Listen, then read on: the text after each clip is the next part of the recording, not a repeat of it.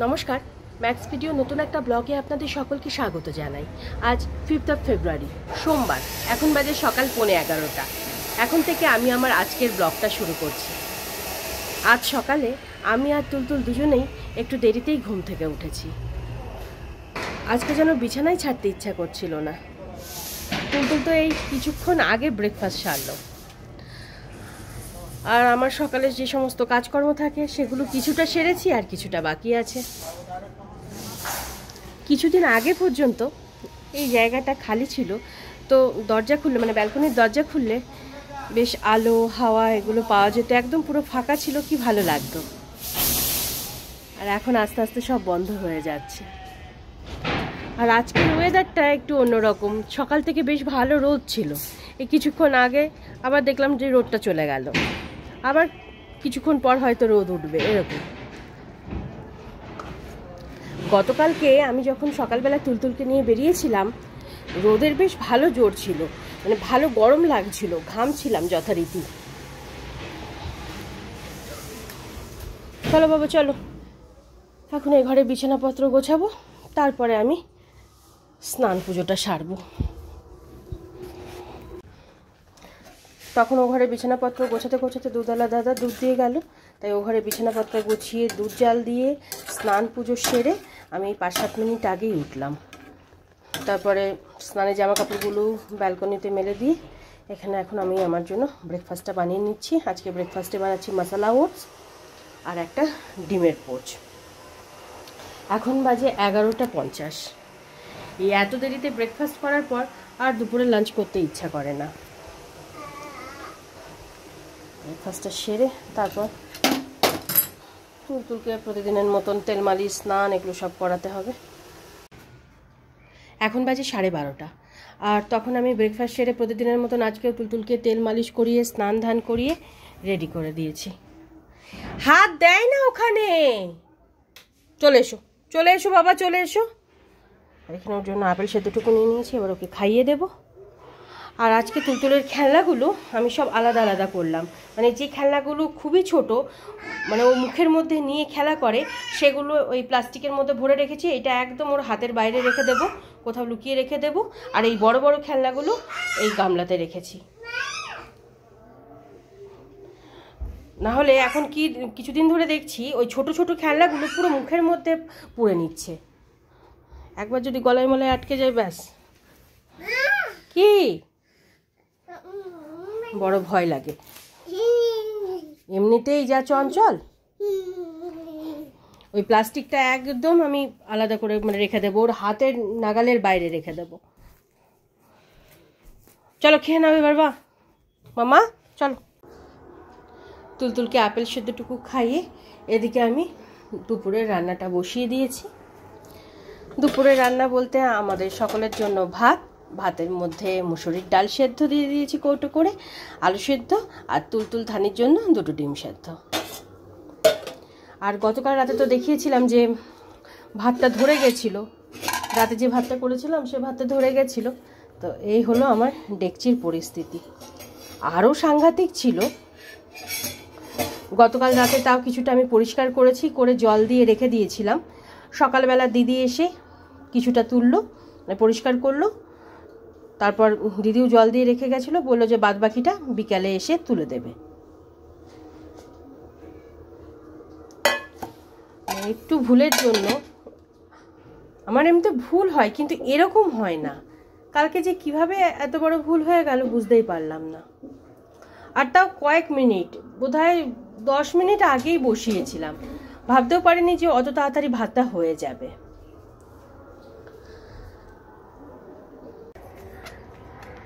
গ্যাসে ভাতটা চাপিয়ে গ্যাসের স্টিমটা লো করে দিয়ে আমরা 3 জনে মিলে এখন ছাদে চলে এসেছি।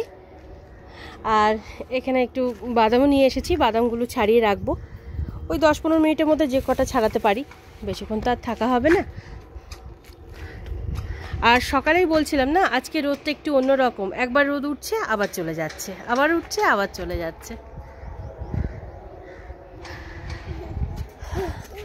এখন ছাদে আসতাম না, কিন্তু দেখলাম যে নিচে থাকবো না, তুলতুল বলবে টিভি চালাতে।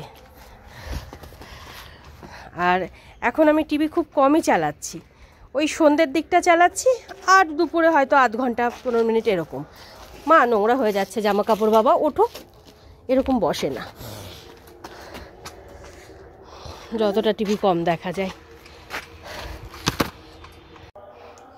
ছাদ থেকে নিচে এসে দেখি ভাতটা হয়ে গেছে, সঙ্গে সঙ্গে ভাতের ফ্যানটা ঝরিয়ে তুলতুল আর ধানি দুজনের জন্যই খাবারটা বেড়ে নিয়েছি।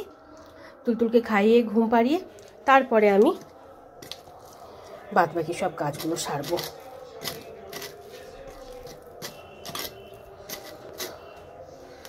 নে ধানি, খেয়ে নে, দাঁড়া জল দেবো না কি মামা, এদিকে এদিকে এদিকে, হ্যাঁ হ্যাঁ, হাত ধোয়া আছে, অমনি হাত দিয়ে দিলে। এখন বাজে 2:45, আর আধ ঘন্টা আগে তুলতুল আর ধানি দুজনেরই লাঞ্চ কমপ্লিট হয়ে গেছিলো। আর তারপর তুলতুলকে বেডে নিয়ে গিয়ে শুয়ে দিয়েছিলাম। এতক্ষণে হয়তো ঘুমিয়েও পড়েছে, হয়তো এই কারণেই বলছি আমি এখনও দেখিনি, তবে কোনো রকমের আওয়াজ পাচ্ছি না, তার মানে শুয়েই পড়েছে। আর এদিকে আমি যে সমস্ত কাজগুলো বাকি ছিল সব সেরে নিয়েছি। আর এই হলো আজ আমার লাঞ্চ থালি। যদিও ভাতটা ঠান্ডা হয়ে গেছে, ঠান্ডা ভাতেই আজকে ঘি নিয়ে নিলাম।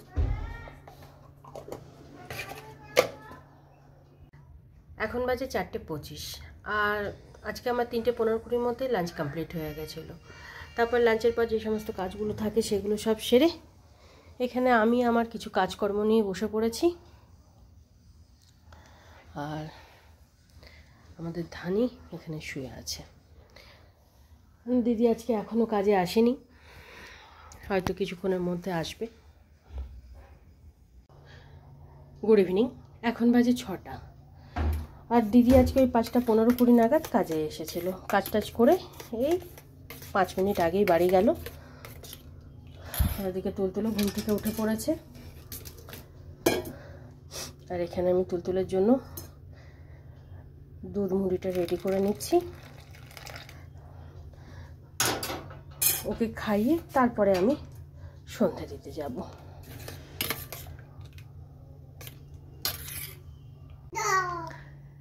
এখন বাজে 9:15, আর সন্ধ্যেবেলা তখন আমি তুলতুলকে দুধ মুড়িটুকু খাইয়ে সন্ধে দিয়ে প্রতিদিন আমার ঘরে যে টুকিটাকি কাজগুলো থাকে সেগুলো সব সেরে আমি আর তুলতুল দুজনে মিলে বেডে বসে এতক্ষণ খেলা করছিলাম।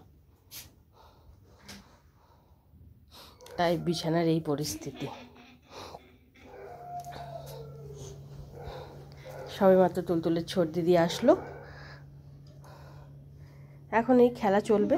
হো হো হো হো হো, আরে বাবা, আরে ওরে বাবা রে বাবা রে বাবা, হ্যাঁ হ্যাঁ হ্যাঁ হ্যাঁ,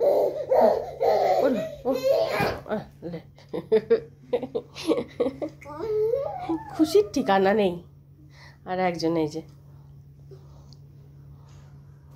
আদর করো, ওকে আদর করলে ওকে আদর করতেই হবে।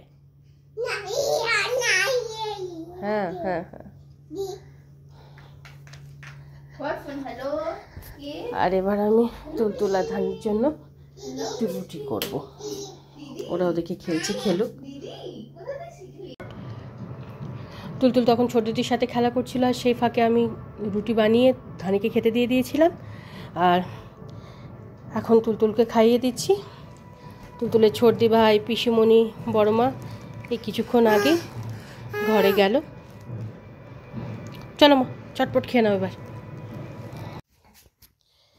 এখন বাজে 12:15, আর প্রতিদিনের মতন আজকেও তুলতুলকে সময়ের মধ্যে ডিনার করিয়ে বেডে নিয়ে এসে লাইট অফ করে ওকে শুয়ে দিয়েছিলাম।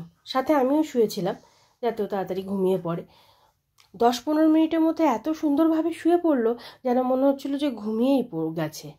ঠিক 10-15 মিনিট ওরমভাবে শুলো, তারপর হঠাৎ করে নিজে উঠলো, উঠে ব্যাস খেলা শুরু। এই যে এখন একবার এখানে বসছে, একবার ওখানে বসছে, এই করছে। মাথা চুলকাচ্ছে, টুপি খুলে দেব? দাঁড়াও, টুপিটা খুলে দিই তাহলে, একটুখানি খুলে দিলাম। নাও, সারাদিন শুধু দুষ্টুমি আর দুষ্টুমি। চুলকাচ্ছে মাথা, ওহো হো, ওহো হো, মা আমার, যাও মা ওখানে কি শোগে। এখনও আমার ডিনার হয়নি, ডিনারের পর যে দু একটা কাজ থাকে প্রতিদিনের সেগুলো সব সারবো, সেগুলো বাকি আছে। একটা জিনিস দেখাই, তুলতুলের এই খেলনাটা 2 মাস আগে একটু খারাপ হয়ে গেছিলো, মানে খেলনাটা ঠিক ছিল, এর যে চার্জারটার প্রবলেম ছিল। এইটার সাথে মানে এই খেলনাটার সাথে যে চার্জারটা দিয়েছিল সেটা খারাপ হয়ে গেছিলো, মানে এখানে পিনের কিছু প্রবলেম হয়েছিল। আমার ব্লগ যারা নিয়মিত দেখে থাকবেন তারা হয়তো জানবেন, আমি এটাকে নিয়ে সারাতেও গেছিলাম।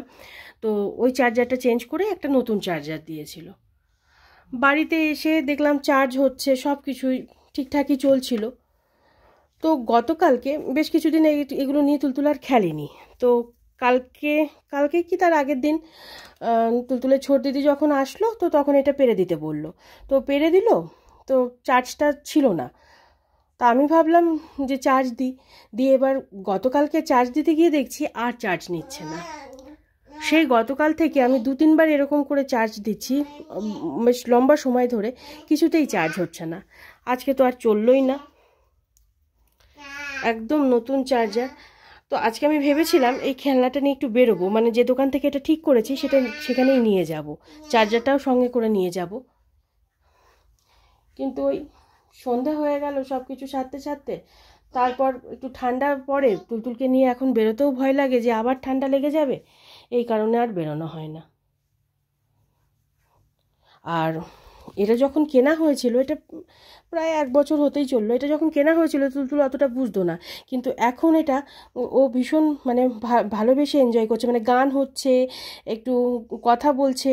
তো সেদিনকে দেখলাম ও খুব ভালোভাবে এটাকে নিয়ে খেলা করছে, কিন্তু দুঃখের বিষয় এটা এখন আর চলছে না। যদি সময় সুযোগ পাই কালকে অবশ্যই একবার নিয়ে যাব, নিয়ে গিয়ে এটা দেখাতে হবে, নাহলে আবার চার্জার কিনে। কিন্তু যখন আমি নতুন চার্জারটা কিনলাম তখন বাড়ি এসে টেস্ট করে দেখলাম তখন চার্জ হচ্ছিল, গতকাল থেকে তো আবার চার্জ হচ্ছে না, একদমই চলছে না। আর এটা কোনো ব্যাটারি সিস্টেমও নেই যে ব্যাটারিতে চলবে, নাহলে খেলনাটা পুরোটাই নষ্ট, মানে আর খেলতে পারবে না হয়তো।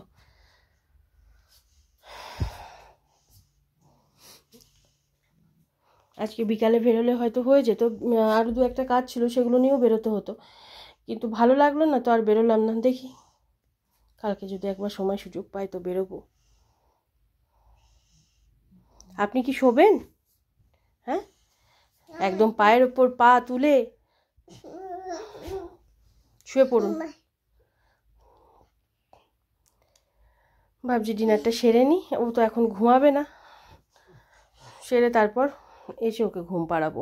তাই আজকে ব্লগটা আমি এ পর্যন্তই রাখছি, আজকে ব্লগটা আমি এখানেই শেষ করছি। আমার এই ব্লগটা যদি ভালো লেগে থাকে তাহলে আমার এই চ্যানেলটাকে সাবস্ক্রাইব করে দেওয়ার জন্য বিশেষভাবে অনুরোধ রইল, সাথে লাইক আর শেয়ার করে দেওয়ার জন্য অনুরোধ রইল। সবাই ভালো থাকবেন, বাই অ্যান্ড গুড নাইট।